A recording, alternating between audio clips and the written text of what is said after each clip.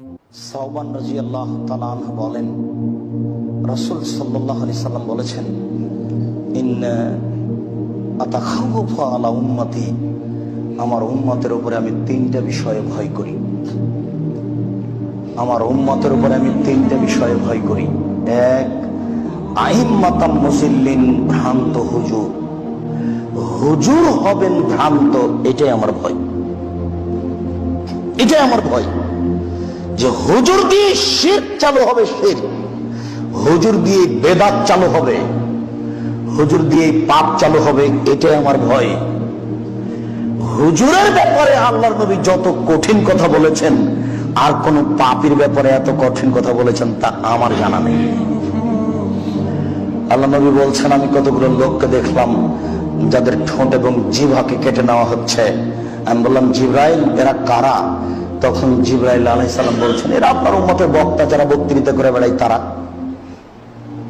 পৃথিবীর কোন মানুষের, কোন পাপীর, সে যত বড়ই পাপ করুন না কেন, তার ঠোঁট জিহ্বা কেটে নেওয়া হবে না হুজুর ছাড়া, সে যত বড়ই পাপ করুন। আল্লাহ নবী বলছেন, দেখি একটা লোককে পাথর দিয়ে মাথা ফাটিয়ে দেওয়া হচ্ছে। আমি বললাম, ঘটনাটি কে? তখন জিবরাইল বলছেন, উনি হচ্ছেন হুজুর, তার মাথা ফাটিয়ে দেওয়া হচ্ছে। পৃথিবীর কোন পাপীর মাথা ফাটিয়ে দেওয়া হবে এইভাবে তা করা হবে না, জাহান্নামে দেওয়া হবে। রাসূল সাল্লাল্লাহু আলাইহি সাল্লাম বলছেন যে যখন হুজুরকে জাহান্নামে দেওয়া হবে, তখন দেওয়ার সাথে সাথে ভণিটা বের হয়ে যাবে। সে ভণির চতুর্দিকে ঘুরবে, গরু যেমন ধান মারার সময় ঘুরে, বুঝেন কিনা এই কথা?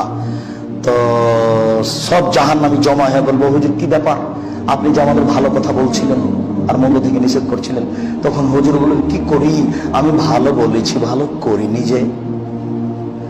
আমি মন্দ নিষেধ করেছি, কিন্তু আমি যে নিজেই মন্দ করেছি। আরে হুজুর যে নগদ বেদাতি, হুজুর যে ধর্মের 5 পয়সা দাম দেয় না, হুজুরের কাছে বেদাত একেবারে প্রিয় নেকির কাজ। আহলে হাদিস তার জাজল্য প্রমাণ। আহলে হাদিস দ্বীনের মতো প্রমাণ আপনাকে আমি দ্বীনের মতো দেখাতে পারি। আমি বুঝতে পারি না কেন এটা। আবার কেউ কেউ বলছে যে অত কঠিন করে বলতে হবে কেন? কঠিন করে বললে ভাত হয়, ভাত বন্ধ হয় না। আমি আব্দুর রাজ্জাক খাকসার তার জাজল্য প্রমাণ।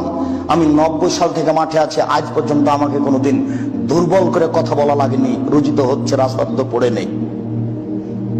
আপনারও হবে। আপনি পিছে হটেন কেন? পিছে হটবেন কেন? কোন স্বার্থে পিছে হটবেন? স্বার্থ কি আছে এমন? হুজুর বলেছে, করেনি, এই জন্য এখানে।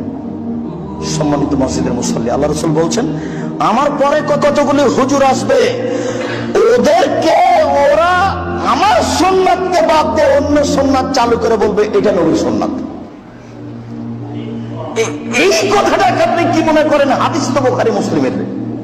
আমার সুন্নাতকে বাদ দিয়ে আরেকটা চালু করে বলবে এটা রাসূলের সুন্নাত। যেমন আপনাদের ওই কবরস্থানে গিয়ে সবাই মিলে হাত তুলে দোয়া করা। এই মসজিদও অনেক বেদাত আছে, সব বন্ধ হয়ে যায়, এটাই চাচ্ছি। আপনারা এসে আমাদের কি কিছু বলতে চাইলেন না? আমি বলতে চাচ্ছি না, তবে যা হচ্ছে তা ছেড়ে দেওয়ার জন্য আন্তরিকভাবে অনুরোধ করছি। আপনি ছেড়ে দিতে বাধ্য, কাউকে বলা লাগবে না। কে মানছে কে মানে এটা দেখা পড়ে। আল্লাহ রাসূল বলছেন, ওই আলেম, ওকে দেখতে লাগে মানুষ, ওর অন্তর হলো শয়তানের অন্তর। কলবুল শায়তান ফি জিসমিন ইনসিন, ওকে দেখতে লাগে অন্তর, ওর অন্তর হলো, ওকে দেখতে লাগে মানুষ, ওর অন্তর হলো শয়তানের অন্তর। ওকে দেখতে লাগে মানুষ, ওর অন্তর হলো শয়তানের অন্তর। বুখারী মুসলিম। কি দিয়ে বুঝায় আপনাকে?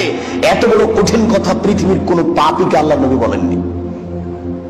জেনা করলো বলেননি, চুরি করলো বলেননি, শিরক করলো বলেননি।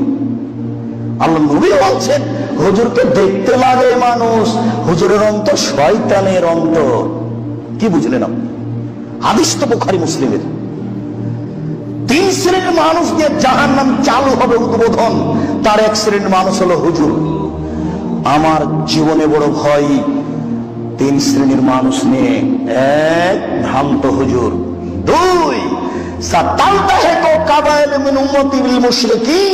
আমার মতে হিন্দুদের সাথে মিশে যাবে, এটা আমার ভয়।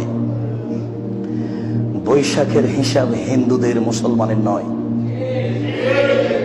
আমার জীবনে বড় ভয় আমার উম্মত হিন্দুদের সাথে মিশে যাবে, এইটা আমার ভয়।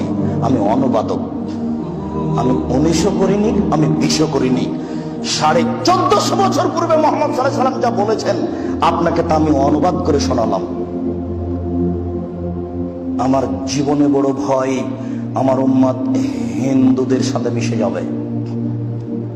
3 সাতাবদ কাবাইলু মিনুমতিল আওসান, আমার উম্মত মূর্তি পূজা করবে। আমার উম্মত মূর্তি পূজা করবে। আপনার বাড়িতে ছবি মূর্তি আছে, আমি তার সাক্ষী।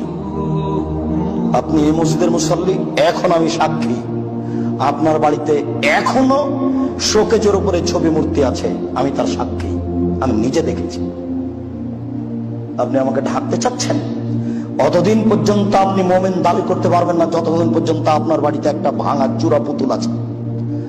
এইখানে দাঁড়িয়ে আপনাকে আমি শতদিন বলেছি, ওই মাছের আকৃতিতে যাই আয়না আছে যেটা সাফ করে কিনেছেন, ওই আয়নাটাকে স্বাভাবিক ভাঙলে হবে না, আয়নাটা ফেলে দিতে হবে, লাথি দিয়ে করতে হবে, গুলে দিতে হবে। আয়না তোকে লাথি দিয়ে গড়াই আমি এভাবে গুঁড়ে দিতে হবে। তার পূর্ব পর্যন্ত নিজেকে মোমেন মনে ভুল হিসাব, সিদ্ধান্ত পরিবর্তন করতে হবে যে কোনো মূল্যে। ভুল হিসাব, মসজিদ থেকে বের হয়ে বাড়িতে ঢোকার পরে প্রথম কাজ, বাড়িতে যত ছবি মূর্তি পুতুল আছে সবকে জ্বালানাদের নিচে ফেলতে হবে, তারপরে কোনো কথা। ভুল হিসাব, সিদ্ধান্ত পরিবর্তন করুন। আপনি মানলেই কি আর না মানলেই কি, কথা এটাই চূড়ান্ত। রাসূল সাল্লাল্লাহু আলাইহি ওয়াসাল্লাম বলেন, আমার জীবনে বড় ভয়, আমার উম্মত মূর্তি পূজা করবে, ছবি মূর্তি